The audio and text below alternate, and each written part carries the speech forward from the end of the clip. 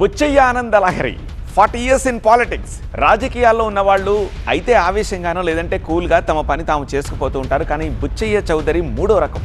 ప్రత్యర్థులపై అప్పుడప్పుడు సొంత పార్టీ నేతలపై ఫైర్ అయిపోతూ ఉంటారు. తర్వాత మళ్ళీ కామైపోతూ ప్రశాంతంగా ఉంటారు. అనవసర బీపీలు పెంచుకోరు. ఆ రహస్యం ఏమిటండి చౌదరి గారు అని అడిగితే బుచ్చయ్య ఆనంద లహరి వినిపించారు ఆయన. స్వాములు స్వామీజీలే కాదు, అప్పుడప్పుడు సీనియర్ రాజకీయ నేతలు కూడా ప్రశాంతమైన జీవనానికి పలు సూత్రాలు చెప్తుంటారు. అలాంటి వారే TDP senior MLA Gorantla Butchaiah Chowdary.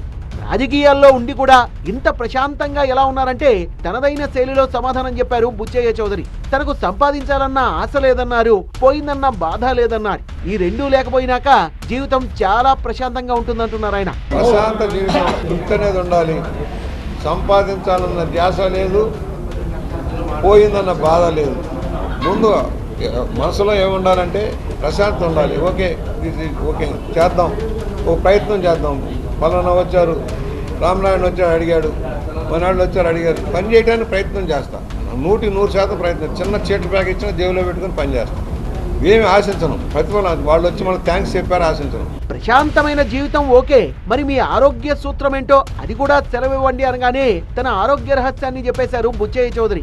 ఎవరిని వచ్చేసి అన్న మీ వల్ల మా అబ్బాయి పని వచ్చిందని చెప్పి సంతోషం. అందువల్ల ఇంట్లోకి వెళ్ళేటప్పుడు అన్నీ వదిలేస్తాను, బయట గుమ్మంలో తగిలిచ్చేసి లోపలికి వెళ్తాను. నా ఆరోగ్య రహస్యం ఏంటంటే ఆమె వైపు. నేను 4 అయినా 5 అయినా భోజనం చేయకుండా తిరుగుతూ ఉంటాను. ఆమె నేను వస్తే కానీ తిన్నాను కూర్చుంటుంది. ఆమె కోసం రావడానికి ప్రయత్నం చేస్తా కానీ రావట్లే.